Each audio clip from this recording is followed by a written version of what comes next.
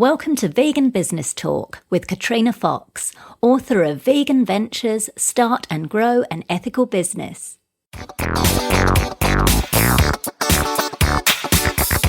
Hello and welcome to episode 32 of Vegan Business Talk.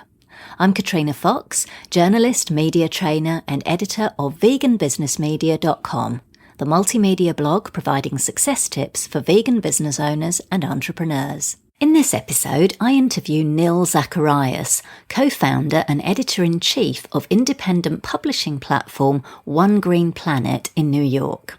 After more than a decade working in the digital media space at companies including Yahoo, DoubleClick, which was acquired by Google, PricewaterhouseCoopers Advisory, and as an attorney specialising in privacy and intellectual property law, Nil decided to take his passion for the environment into building a purpose-driven media company. Since its inception in 2013, One Green Planet has become one of the fastest growing media outlets in the food sustainability space. With a team of just 2 people at the beginning, within just a year of its launch, its audience of largely millennials had grown from 300,000 to 3 million. It currently stands at more than 6 million, and the company now employs a team of staff in a dedicated office. Interestingly, despite the liberal use of the term vegan in its content, the majority of One Green Planet's audience are not vegan.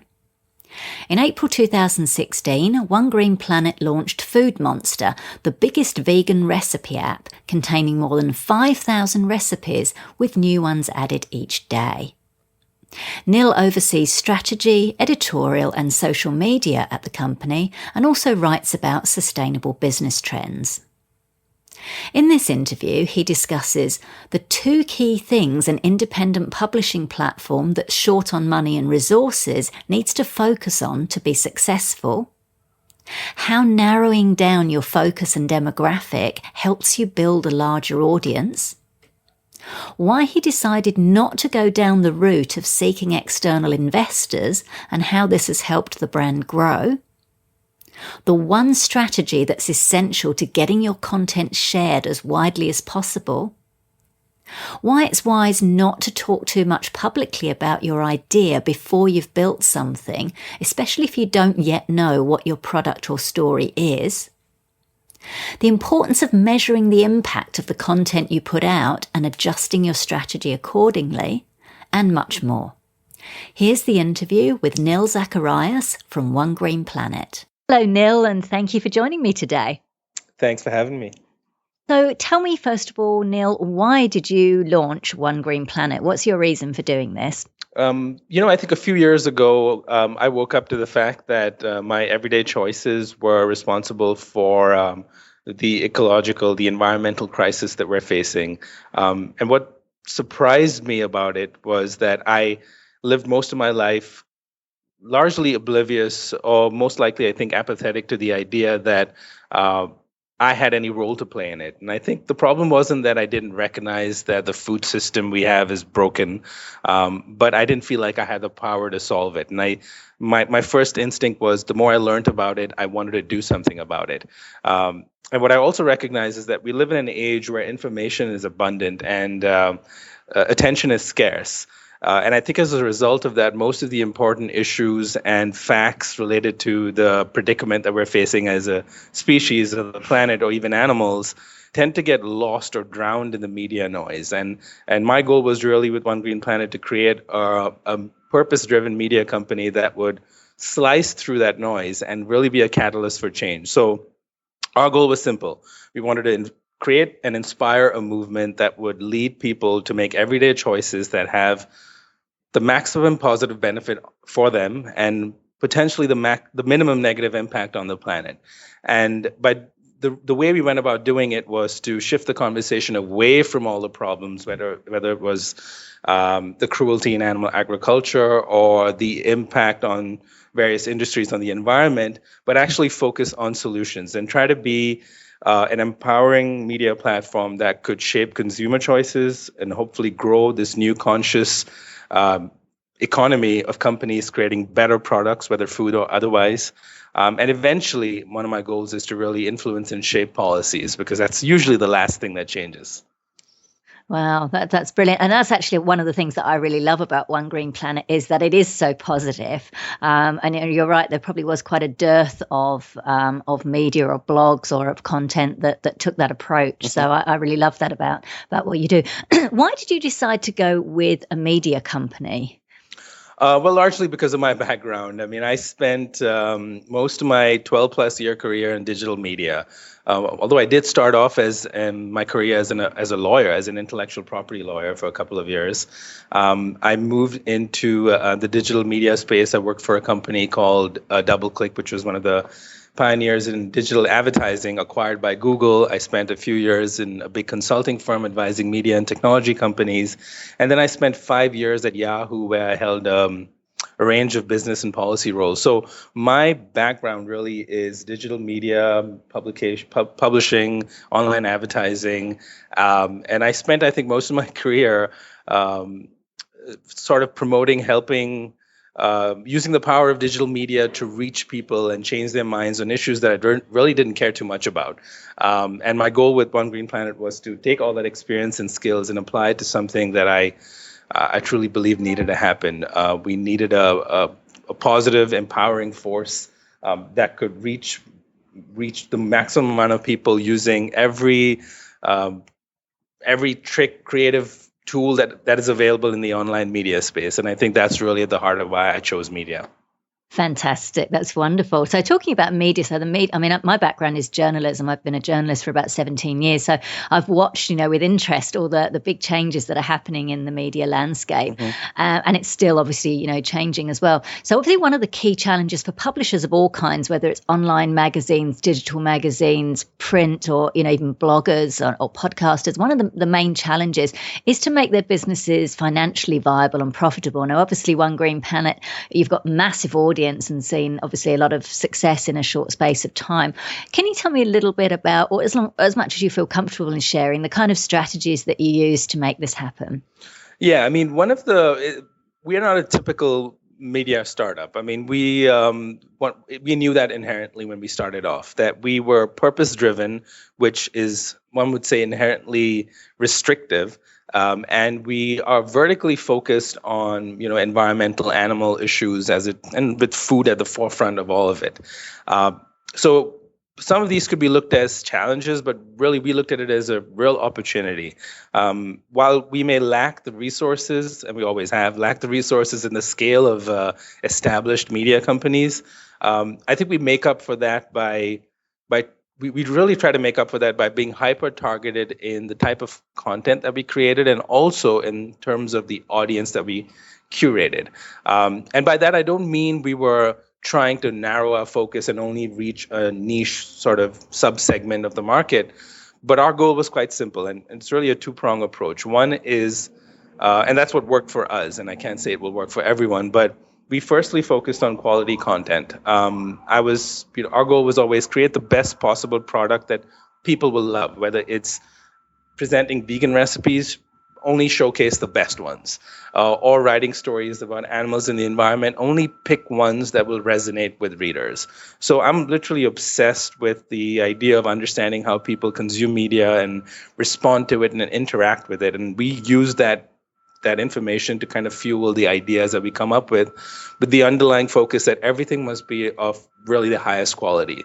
Where if someone comes across their feed on social media or wherever they consume information, they see us versus a large publisher that's been around for ages, or a celebrity that they follow on social media, and we are equally engaging and empowering and entertaining as any one of them. The only difference is we have an underlying message and a purpose behind everything that we do. So quality was really, really important for us as one of the big prongs for our monetization strategy. And that's just, the baseline. We have to have quality content. We're a media company. The second part really is the audience and curating a passionate, user base. I think we've learned a lot from our readers. And in the beginning, our focus was just try to reach as many engaged, passionate, loyal people as we could. Also try to understand what they want, read every comment that anyone makes on the site or on our social media feeds, understand what inspires them, what drives them, what makes them mad, what makes them happy, and kind of use that to really present them the information and actionable content that would kind of would build their trust in our brand. And I think that's been our key focus for the last 3 years is create an audience base that trusts us, relies on us and our editorial voice, recognizes that we are sort of a neutral force, but yet we are biased for a purpose. We're neutral across the issues and across organizations that we support, but we're biased in the sense that we fight for a cause. And I think as a result of that, really coming to the monetization part, is that we've been able to organically create a user base that is inherently more valuable to advertisers because our monetization strategy is pretty simple. We have hyper-targeted consumers who come to our site who really want to discover products. They want to discover new things that they can buy. They want to learn about campaigns and issues that they can support. And our goal is pretty simple. They stay on our site for a long time. They're very loyal. They're very dedicated. And that is very attractive to any advertiser that's trying to reach their target audience. So for us, it's kind of synergistic. Even advertising on our site, and when we work with advertisers in the space, it is we're helping them reach exactly who they need to reach. And that's only because we've narrowed our focus down to pulling in certain users who want that. And I think that's been the heart of what we do is quality content, curating a group of passionate users, and of course, finding a way to tap into what advertisers would want from them. And I think really that's at the heart of what we do. The mechanics of it can be very complicated, but the real strategy reasoning behind it is as simple as that. For sure. And it's good. I'm glad that you shared that because it's interesting with the whole, advertising thing. Advertisers can be a bit reluctant, to advertise, say, banner ads and things like this because, they're not quite sure. But obviously, I think what you've said about building that trust and obviously the quality as well as the, a high quality audience as well is really important. Now, you obviously, I see some articles that are shared. A lot of your articles get shared, thousands of times. You've obviously got a really big audience and you've got a really big audience in quite a short space of time. How did you go about that and what tips could you offer, say, other content providers, bloggers, for example, of how to, to get those numbers and to get a loyal audience? Yeah, I think it's one of the big things we focused on initially is to try to develop a very unique and original voice. There's really no secret sauce except that you have to do things that are different and do it differently. And I think especially because there's too much noise out there, as I mentioned earlier, in the media space. Yeah. It feels like everyone's sort of saying the same thing. So trying to find out one is that what is that unique thing that you can offer, whether it is focusing maybe only on healthy food, or maybe your thing is fashion, or maybe it's one specific animal or environmental issue, and really kind of diving deeper into that and kind of hopefully finding an audience base that kind of resonates with that issue rather than trying to do it all. And initially you may want to try a few different things to see what sticks and what you really are good at and what the readers really resonate with. So I think that's the heart of it. And I think we spent the first year, narrowing down our focus more than expanding it. We try to do a bunch of different things. Even within the environmental and animal space, you can be talking about a range of issues. And we still do, but we know which ones are the most impactful, and we do a lot of analysis of what works and what doesn't, like any media company does. The difference being is we analyze our success based on the impact we're making versus just pure numbers because it's going to give us more ad revenue. So Right. I think that's the one tip I would say is try to find an original voice and something that someone is really good at versus trying to do what everyone seems to be doing.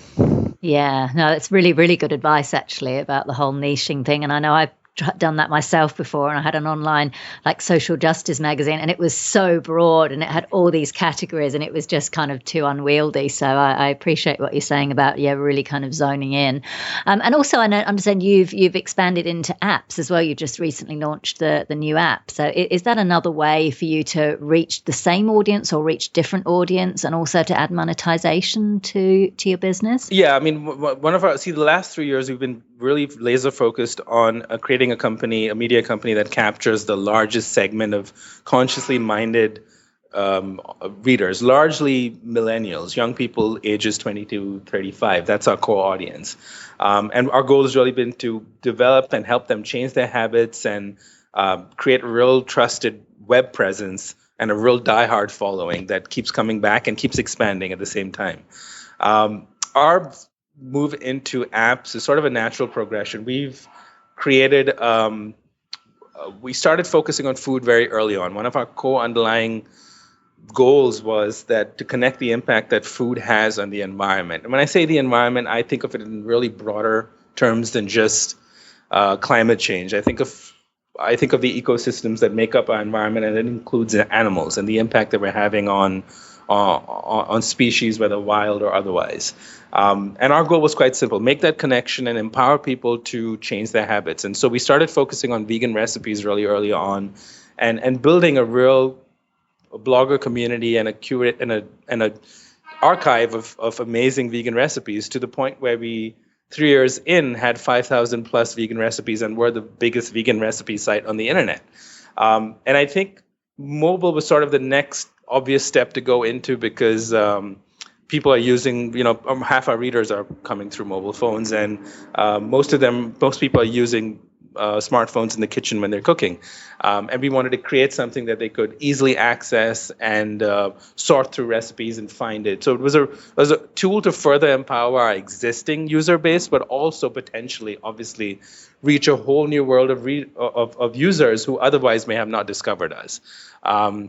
So the app's the big recent thing we launched in April. It has now nearly 6,000 recipes, 12 plus recipes added daily. That's about 3,000 new recipes added every year. So our goal is really to be the biggest. It is the biggest vegan recipe app that exists. And of course, from a monetization perspective, the difference with the app is you get a lot of free recipes, but if you want to access the entire archive and access all our premium features, there's a subscription model. It kind of works like a magazine. You can subscribe monthly or annually, and so that's a new way for us to reach users and also branch out beyond just advertising as revenue sources. Fantastic. That's wonderful. And people have no excuse now. There's no way they can turn around and go, but I don't know what to eat. Exactly. And also to present vegan food as something that is just, great food. And that's always been our focus. It isn't just, and majority of our readers are not vegan. I'll tell you that. Because, really? That's interesting. I was going to ask you about that. What's the kind of approximate numbers there? Well, more than 90% of our readers, because we reach over 6 million users a month.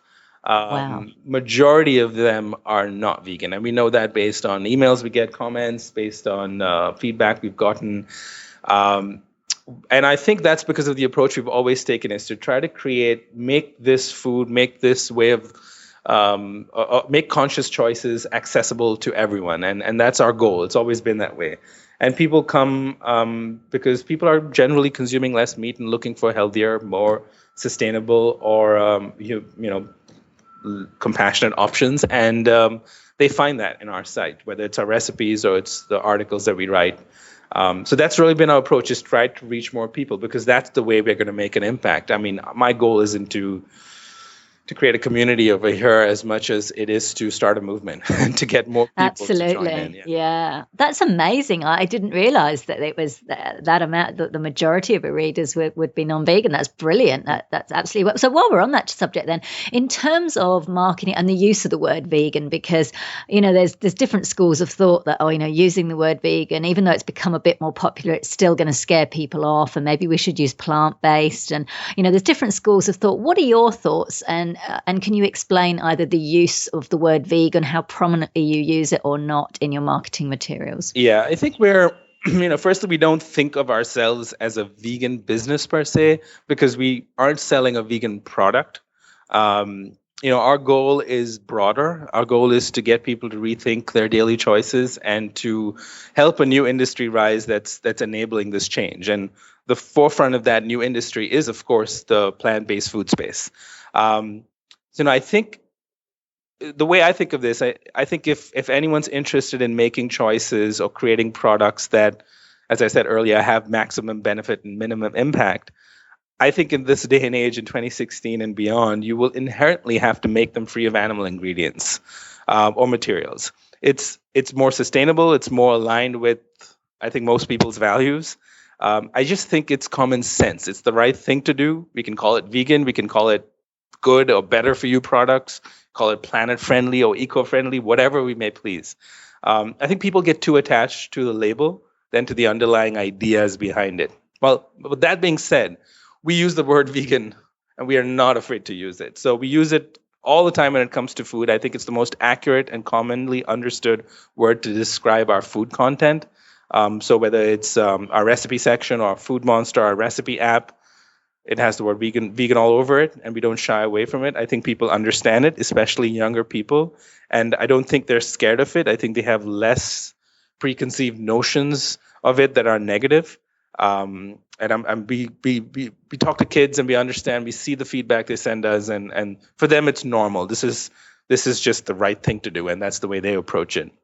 That's really good to hear. And that's a good point, actually, that you've made about different audiences and knowing your audience. And you obviously know your audience very well. And in that, you're right, the younger people and the millennials, they haven't got all that baggage around exactly. The word vegan. Yeah, I'm glad you pointed that out. Yeah, they don't come with this preconceived notions that if you say the word vegan, you're either a vegan anarchist or you're a tree hugger, and there's no in between. I think they're in between. They're normal functioning. They just want to do the right thing. They've inherited the problems that their parents have largely created, and they want to focus on the answers and the solutions. And to them, vegan food is one of them. Eating less meat just makes sense.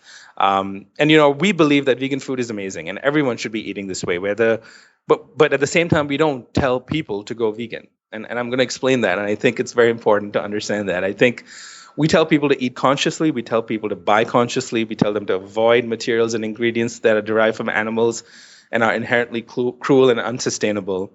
We also do a lot of animal and environmental content. So we don't feature animals in zoos, no matter how cute the video is. If you do feature a video, we are usually critical of it. So we tell people to not support animal entertainment facilities that confine animals in unnatural surroundings. We tell them to adopt pets, not shop for them. But we also tell them things like use less plastic and buy less stuff, and just think about your needs versus your wants. And some of this goes beyond just the impact on animals, and that's why I think our thinking is a little broader. And the way we think of it, our reader base, and we always approach it this way. Whoever comes to our site through whatever means that they may find some of our content, they may want to do some of it, or they may want to choose to do all of it. And I think really the choice is up to them, and they may choose to call it whatever they want to call it. Our goal is really to, I'm more interested in the underlying ideas and the reasons why people choose things versus telling them to follow some sort of a code on how to live ethically or sustainably. We want to give people the information. We want to empower them with the solutions and let them decide how far they want to go. I think that's better than people doing nothing, which seems to have been the case for many years. Got it. Yeah. No, that makes sense. So let's go back to the beginning a little bit. What was some of when you were first starting out with One Green Planet, what were some of your challenges then, and how have they changed as you've grown? Yeah, so some of the challenges in the beginning was very, very simple: lack of resources and only having 24 hours to do 1,000 things. And partly the reason for that is because we did not take any external investment. We chose not to, which was a bold/stupid move, you could say, but it worked out for us. And the reason for why we didn't do it was because we considered it. I mean, I worked in the digital media space for big companies, and that was definitely one of the options we considered. And when we sat down to think about it, we thought, well, we could spend 3 to 6 months trying to raise money and convince investors, all kinds of investors, that we are trying to create a media company to redefine green and to disrupt the food system, and perhaps some of them would be interested in it. or many of them probably would be interested in it. Or we could just go ahead and try to build this and prove that it could be done. So obviously we chose the latter. We felt, it would allow us to do it in a way that we truly wanted to do it, that would be authentic, without compromising, without being told you need to focus on X versus Y because that would monetize quicker or help us scale quicker. And it helped us kind of have that complete independence and be very kind of laser focused right from the beginning, saying we're going to create an environmentally focused site that's going to have vegan food at the heart of it. And we're going to not hold back. We're going to tell people, you may choose to eat this way once a week or once a day or a few times a month. But it's the right thing to do, and you need to acknowledge that. And we're going to stay focused on that. We aren't going to soft pedal on the issue. We're going to say, here are the facts. Here's the answer. Now you decide what you want to do with that. And I felt having too many people help us decide our editorial voice would have kind of watered down some of that initial focus that we had. So yes, that was one of the reasons we didn't take investment and we decided to kind of build it on our own. But as a result of it, we had very less resources and a very lean budget. And that was undoubtedly very challenging in the beginning. The way we kind of overcame that was interesting. We got really creative. That's the answer. We always knew we just didn't want to be a blog. We wanted to be a real company. We wanted to scale. We wanted to hire people. We wanted to start to make large scale impact. So really, if I break it down, it's three things that we did in the beginning. One was hard work. We worked 18-hour days, and we still kind of continue to do that. That's been at the heart of what we do. We work harder, faster, better, and that kind of makes up for some of the things we don't have. Secondly, I think I came in with with an attitude that was very focused on I can just do this myself, and we did a lot of whether it was writing articles, doing social media, making new relationships. I just put in a lot of time myself to get that done. Ideally, I would have loved to have an editorial team that I could have hired right in the beginning and have a team of in-house writers. But of course, we could not do that in the beginning. So we started curating a blogger community. We got a few freelance writers on board. And I spent a bulk of my time trying to maintain our editorial voice and control to make sure that even if we didn't have a core in-house editorial team, we were still consistent in our messaging and we were consistent in our editorial strategy, and we weren't saying conflicting things. And the first year was really a lot of that, trying to figure out what is our real voice, what is our focus, what is our message, what is our story. And that really helped. And I think the last thing really was the third prong was being very organized and disciplined. I think as creative and scrappy as we were in the beginning, we were always very planned, very measured, very organized, always had project plans, tracking goals, milestones, progress reports. I think a lot of that comes from my 12 plus year career in the corporate world, where I worked in everything from consulting to big technology and media companies. And we kind of brought in that discipline of, we may be small, and at one point we were just two people, but we're going to run this like it is a professional, real, well-oiled machine. And I think that kind of helped us stay on course and see what was working and stick with that, and things that weren't, we just gave it up along the way. That's fantastic. It's very inspiring because, you've essentially, I think the buzzword is disrupt, and it sounds like, coming into, creating a new media outlet when so many media are closing down, so many mainstream, large media are closing down. It is pretty cool. So it's very inspiring and very, very helpful advice there as well. So then as you grew then, as you say, you reached, I think you mentioned, 6 million people or, a huge audience. How did you go from that, from two people to where you are now with a large team, and how did those challenges change as you got there? Yeah, it's evolved over time, and still it sort of stays the same. We still don't have enough resources and not enough time. That hasn't gone away. We still have those two things as a challenge, and I think now the biggest issue now is really prioritizing and optimizing the use of our team's time. We are obviously making revenue, and we have tons of ideas. The question now is, what do we focus on? What do we prioritize? Where do we allocate our resources in a meaningful way where we can make the most amount of impact? That's very important because we've gone in a span of 3 years from a completely remote operation where we had folks in our team that were initially just freelancers, eventually part of our team that were in different parts of the country. We still have freelancers all over the world. That was 2013 and 2014, which eventually grew into us deciding we needed to establish a team in New York. And in 2015, last year, we moved into a co-working space and we started hiring people locally and said we really needed to set our roots here and establish something for the long term. And that's evolved now this year where we finally moved into our own office space, and we're developing our own culture. So it's a lot of things have happened. And of course, our audience has grown with this. Back in 2013, we were reaching about 300,000 people. A year in, it was already 3 million, and now it's 6. And it's been fast. And I think with that comes a whole set of new challenges. Those are whether it's hiring people, retaining staff, the technological challenges of scaling up to deal with millions of users versus what we had in the beginning. And then kind of all the complexities that go into balancing the editorial side of things with the monetization and the technology component, because after all, to keep a site with such high traffic running is quite a tough task at times.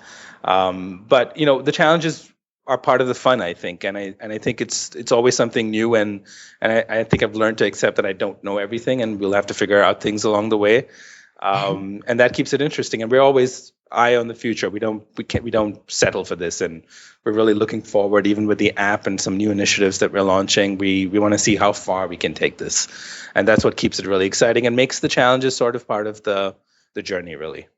That's making me excited as you're saying that. I can feel your passion coming through all the way from New York. It's awesome. So let's talk about some of the marketing strategies that you've used in order to get so many people on board and aware of your brand. What were some of the key strategies that you used that were most successful? Yeah, I mean, our goal, the difference here is because we were a media platform and we are creating content. Our goal was quite simple. We let the content speak for itself, and we didn't do any marketing.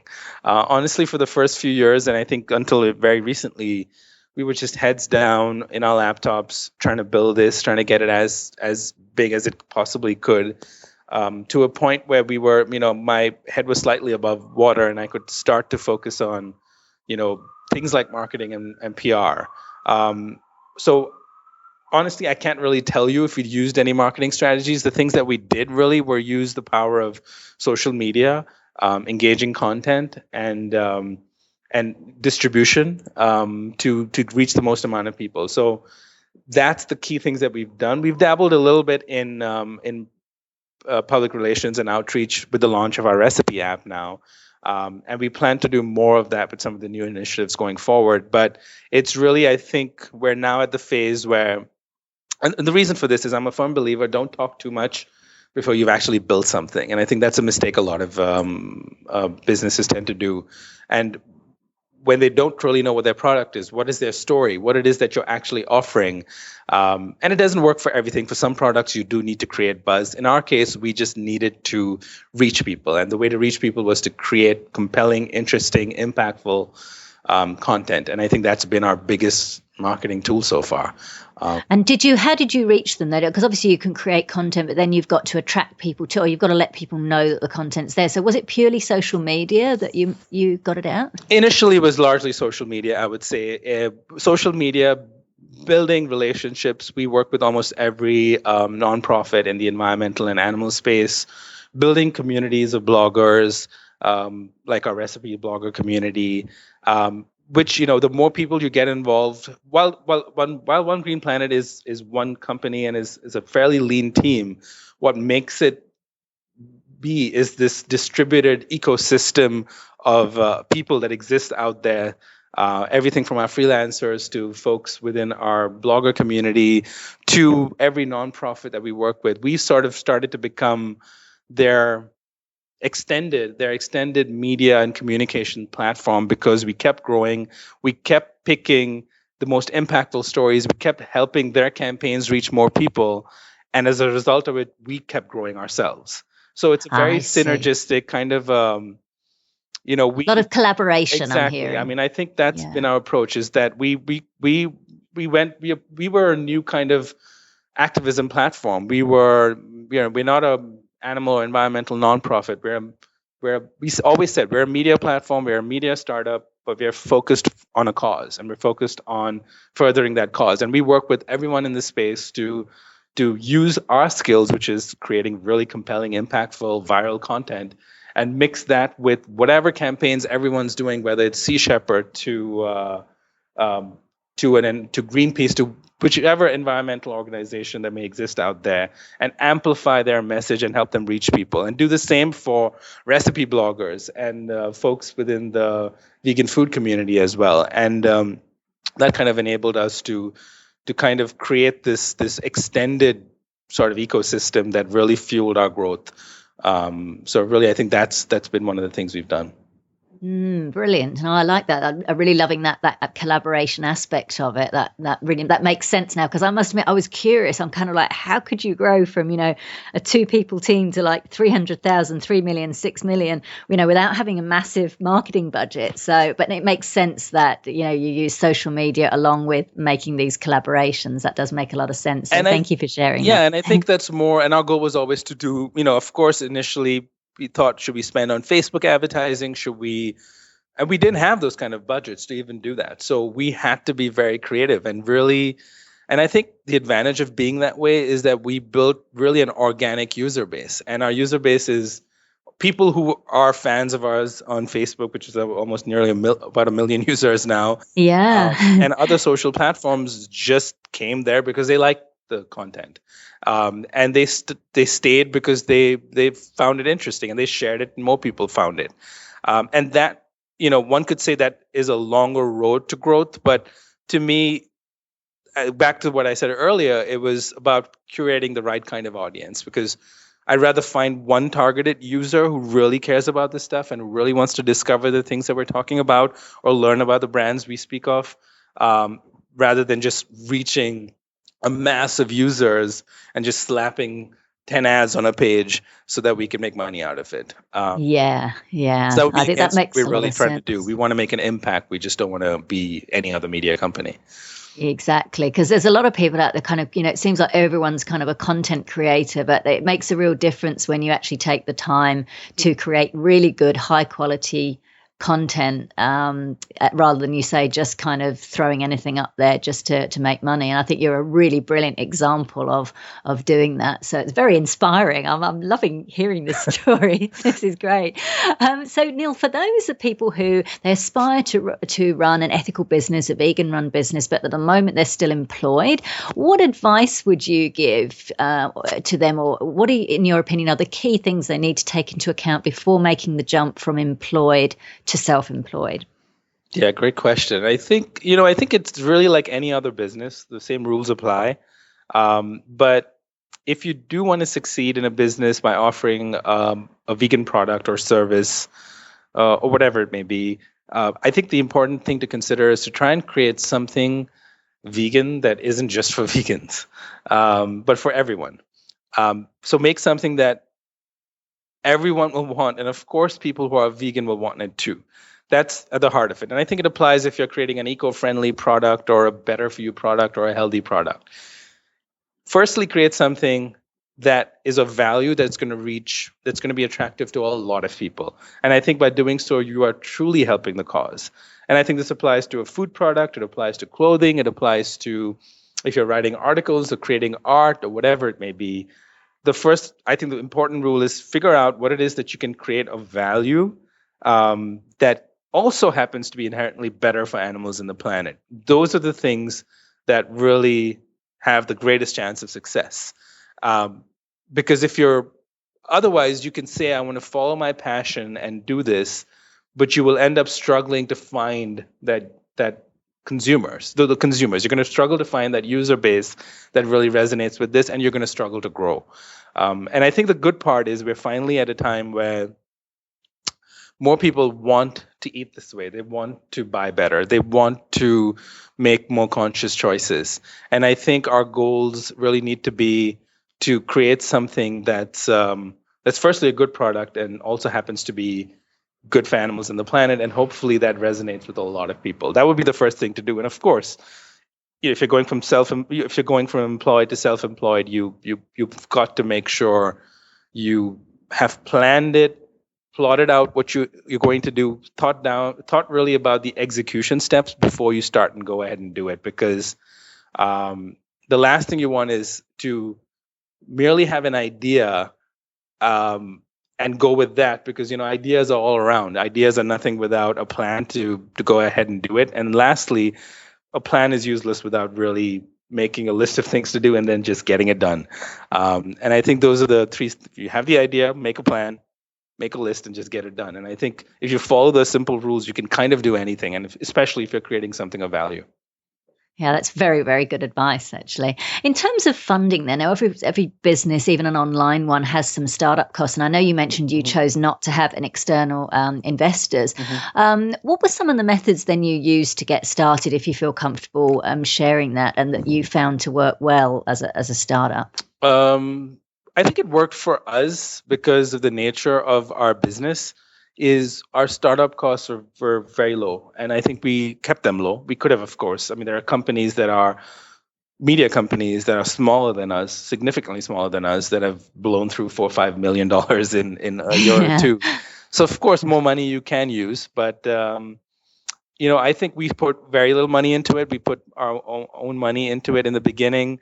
We got very creative. It's sort of the same things I mentioned earlier. We were very selective on how we spent our money. We were very measured. We tried to not do too much. And I think the best part about the media, being a media business, is you can actually kind of do that. It takes longer. You have to be very creative in terms of not just where you allocate your resources and your time, but also in terms of what you're going to put out there. And you have to be able to measure the impact of anything you're putting out there. Otherwise, you're wasting your time. So this, I guess, the short answer is we really used very little, and we got very smart with how we used our money, and we got smart in terms of how we used our time. So, for example, if we spent 15, 20 minutes on an article, and the article had X impact in terms of number of shares, the number of readers reached, we would automatically start adjusting the focus and the length or the depth of the articles going forward to make sure that we were optimizing the time used to versus the impact that it was going to make. And that sort of stays with us right now. There are things we do, and which sometimes new employees come on board and are shocked at how fast we do it, but we've almost boiled it down to a bit of a science and a formula about here's what we need to do within the given time that we have to have the maximum impact. So it's really using time and money very, very carefully. So I know it's not a fundraising strategy, but it's really how to use the money that you have, whether it's millions or it's even a few $1,000s. Yeah, no, that's actually really good advice about being very, very efficient with your money. And it's interesting because I guess because you've got such a, like you say, you've got a bloggers from all across the world. You've got a lot of freelancers, and I'm curious how you manage. Look, we're having so many people, and that can work up. That can be quite expensive. Like if you've got a whole bunch of freelancers, even just like paying writers. So how does that kind of work? Is it that they want to be involved with One Green Planet because they can use it for their resume or to raise their exposure? Or how does it kind of work? Like how do the writers benefit as well, and as well as you being able to still maintain a cost-effective strategy? Yeah, and I think increasingly as we've grown, one of the things we've done is, of course, we've hired more people in-house, and we rely less and less on freelancers. But the thing with freelancers for us is again, because of the nature of what we do, and the type of content that we were focused on, we were one of the first sites to really dive deep into animal issues, to really talk about everything from factory farming to conservation to animal testing, and we didn't hold back.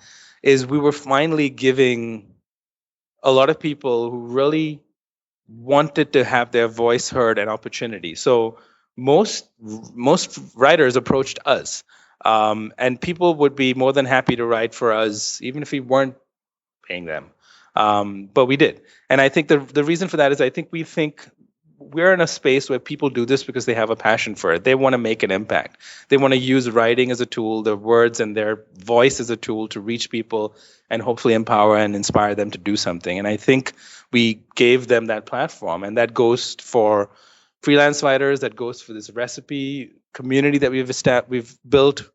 We found these, we didn't go after big established bloggers. We wanted to discover hidden talent, people that had small blogs that were creating really, homemade, groundbreaking vegan food that the world really needed to see. And we amplified that message, and we gave them a platform to reach more people. So I think by the nature of what we do and the fact that we're focused on empowering people to make conscious choices, attracted like-minded people, and I don't think any other media company can probably say that, because our writers, our readers are all inherently very passionate and kind of loyal fans of what we do. So it makes things a lot easier for us. For sure, for sure. Thank you for sharing that. So final couple of questions. They're around kind of mindset. So a lot of business owners say that owning and running a business, it's the fastest form and effective form of personal development because it forces you out of your comfort zone. And so what personal qualities do you believe are essential to staying the course and running a successful business? Yeah, I think first and foremost, you have to be self-assured. You have to believe in yourself, especially if you're trying to do something that's that has an underlying cause or purpose, or it's driven by some sort of need for activism or making a difference. Because unless you completely believe in yourself, no one else is going to. A lot of people thought I was crazy to quit a very successful career and kind of pursue something like that. And I think they've come to understand over the years the kind of impact that we're having. But if you doubt yourself, that you're going to go into whatever you choose to do with that kind of doubt, and it eventually doesn't lead to anything good. So self-belief is important, but while that's important, secondly, I think you have to recognize that it's not going to be easy. And I think once you recognize that, and you recognize that you will probably have more problems than solutions, or time that you can even solve all those problems, you will realize that that's actually a good thing. And you have to get used to that uncertainty of not having all the answers and having more things you haven't figured out, and kind of being okay with having to learn along the way. Because if you go in, self-belief is one thing, but if you go in thinking you know everything, you're probably going to fail. So that's, to me, the second most important thing that in terms of mindset. And I think thirdly, and I may have alluded to this earlier, but creating something of value that people want is very, very important. And I think the example I give a lot is the Tesla approach. Tesla is such a successful car, and everyone seems to be talking about it over here. I don't know how big it is in Australia, but it is. Yeah. And I think first and foremost, it's because it is an amazing car. It also happens to be an electric car that's great for the environment. But first and foremost, it stacks up as a car, and that's why people want it. And I think that mindset is very important going in as and creating a product that is supposed to be inherently ethical or good or sustainable. Is first create something that's of tremendous value, and that matches or exceeds the quality of comparable products that may not have that underlying value or ethic. And I think that's what leads to success in this space. And we're starting to see that in the food space as well, is people want to try plant-based milk, so they want to try meat alternatives because they just taste great, and they are kind of healthy and great for you. They just also happen to, and obviously, not contain any animal ingredients and are better for the environment. And I think that quality first, value first approach is what will kind of make you realize what you shouldn't be focusing on as well. Perfect. That's wonderful advice. I really appreciate that myself as well. What specific steps or strategies or techniques have you used or do you use to ensure a strong mental and emotional well-being as a business owner? Especially as you mentioned, you work really, really long hours, and I get that. Do you do any kind of, I don't know, meditation, coaching, self-help, yoga, anything like that? Well, I don't need much to disconnect. Like to spend time with my dog. I'm lucky I can bring her Oh. to the office. We have a beautiful new office space that we moved into. It's dog friendly. It's in a neighborhood that has a lot of really good vegan restaurants, and it's great. So I try to. I don't get that much free time, but when I do, I like to read.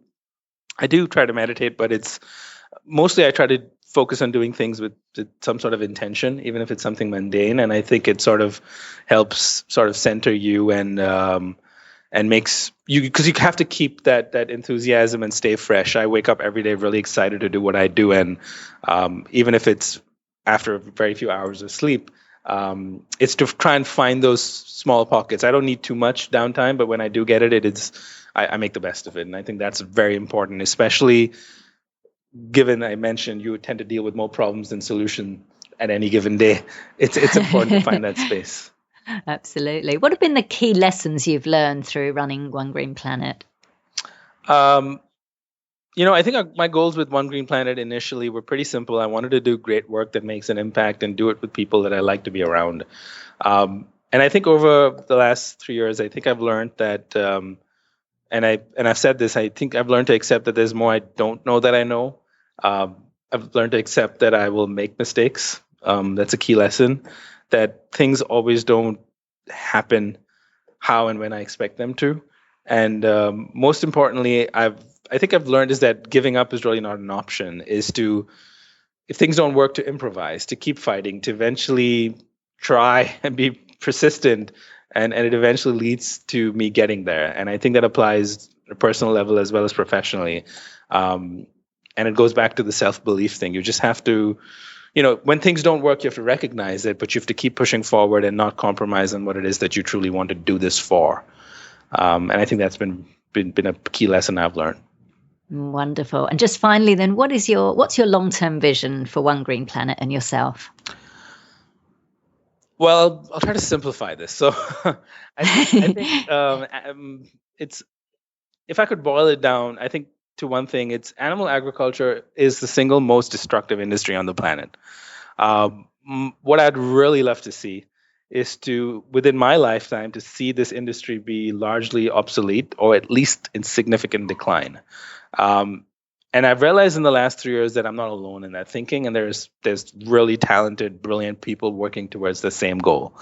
I want to empower people to change their daily habits and to be a catalyst for this new industry that's rising with better products. And I think that's the way we're going to bring about change. And I want One Green Planet to be the media platform that helps create this future where, making a better, more humane or sustainable choice or vegan choice is the easiest and the most economically viable one. I want to help make it the default, and I want us to be that catalyst to make that happen. And that's really my personal as well as really professional goal with One Green Planet. Oh, that's fantastic. I'm feeling very inspired and uplifted by this interview. Thank you so much, Nil. You've been very generous in sharing your insights, and I think a lot of people listening are going to be equally inspired. So thank you for taking time out of your very busy schedule. It's been a pleasure speaking with you. Thank you for joining me. You're most welcome. Thanks a lot. So that was Nil Zacharias from One Green Planet. You can find out more at onegreenplanet.org. And that link is on the show notes page at veganbusinessmedia.com/podcasts. Now for our vegan business news roundup. Brazilian footwear company Insecta Shoes was featured on BBC News for its innovative approach to ethical and sustainable fashion. In a country that's one of the top producers of leather, Insecta's owner Barbara Matavi takes beautiful, colourful vintage dresses and recycled plastic bottles, cuts up the material and turns them into one-of-a-kind shoes. One dress, for example, typically yields just 5 pairs of shoes, so we're talking exclusive here.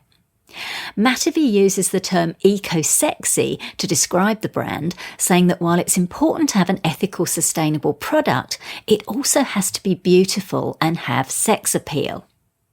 The business is still only in its third year, yet it's already branching out to sell into North America and Europe. The shoes are priced similar to leather ones, and Matavy says part of the brand's mission is to give talks in schools and other places, highlighting the toxicity, environmental degradation, and animal welfare issues related to leather. It's fantastic to see this innovation, and they really do have some beautiful designs. This is upcycling at its finest in all ways, so do check them out on their website, Insecta Shoes.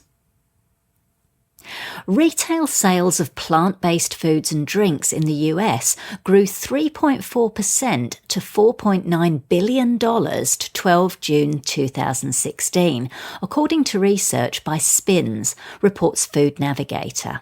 Refrigerated non-dairy milks, particularly nut milks, showed the strongest growth, accounting for 67% of sales, followed by shelf-stable non-dairy drinks at 17% and frozen meat alternatives at 10%.